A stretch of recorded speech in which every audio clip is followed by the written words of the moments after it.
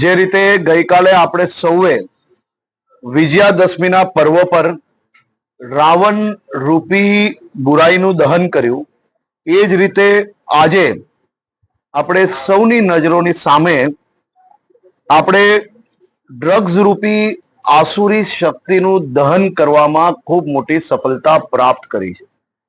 Gujarat police દ્વારા છેલ્લા અમુક સમયના 468 કેસોનો 8,000 કિલોગ્રામથી વધારે 384 કરોડ રૂપિયાનું ડ્રગ્સ આજે ખાક કરવામાં આવ્યું છે. આમાં ગુજરાત પોલીસના અલગ અલગ યુનિટો દ્વારા જે નોટેબલ કામગીરી કરવામાં આવી હતી તેમને રિવોર્ડના આજે ચેક વિતરણ બી કરવામાં આવ્યા છે. ગુજરાતના સૌ નાગરિકોને ખાસ કરીને ડ્રગ્સની સામેની લડાઈમાં વધુમાં વધુ મજબૂતાઈથી સરકારના સહયોગમાં, પોલીસના સહયોગમાં જે કોઈ માહિતી આપને પ્રાપ્ત થાય એ જરૂરથી પોલીસ સુધી પહોંચાડવા માટે હું વિનંતી કરું છું. ગુજરાત એટીએસે વાપીમાં એક ડ્રગ્સનું રેકેટ ઝડપી કરશે. ગુજરાત એટીએસ દ્વારા દમણમાં ચાલતી ફેક્ટરી અને વાપીમાં છુપાયેલા ડ્રગ્સને આજે ખૂબ મોટા પાયે પકડવામાં સફળતા પ્રાપ્ત કરી છે. ગુજરાત પોલીસ, ગુજરાત એટીએસ એ ખૂબ પ્રોએક્ટિવલી આ દિશામાં કામગીરી કરી રહી છે. આજે આ મોટી સફળતા બદલ હું એટીએસને અભિનંદન આપું છું. ગુજરાત એટીએસ આ બાબતની સંપૂર્ણ માહિતી મીડિયાને ડિટેલ માહિતી આપશે.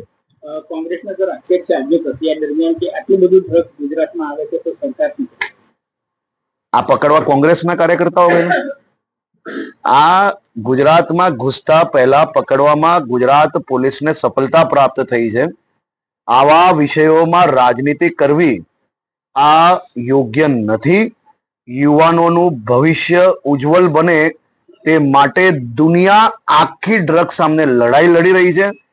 ત્યારે ગુજરાત પોલીસને પાકિસ્તાનની બોર્ડરો પરથી, પાકિસ્તાનથી ભારતમાં ઘૂસતા ડ્રગ્સને પકડીને પોલીસ આજે જેને ખાક કરી રહી છે એના બદલ હું મારી ગુજરાત પોલીસના પ્રત્યેક અધિકારીઓને અભિનંદન આપું છું. સર, આજે ડ્રગ્સ પકડાય છે અને પછી જામીન પર લોકો છે, એના માટે કડક પગલા ભરવા માટે સરકાર કેમ કટિબદ્ધ નથી?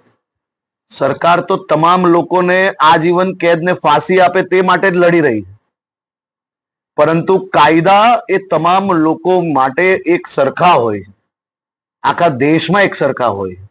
5, 10, 15 વર્ષે કોઈકને ક્યાંકથી જામીન મળે તો બી એની પાછળ લાગીને એની સંપૂર્ણ કેસ ઉપરની કોર્ટોમાં અપીલ કરવાની કામગીરી પોલીસ દ્વારા કરવામાં આવી રહી છે.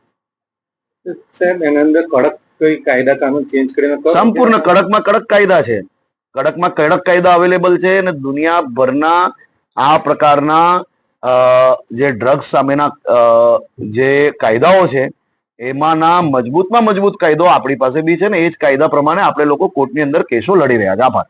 બીજેપી પ્રદેશ અધ્યક્ષનું નામ ચર્ચાઈ રહ્યું છે, આ અંગે શું કહેશો? આપણે ડ્રગ્સ નું ચાલે છે.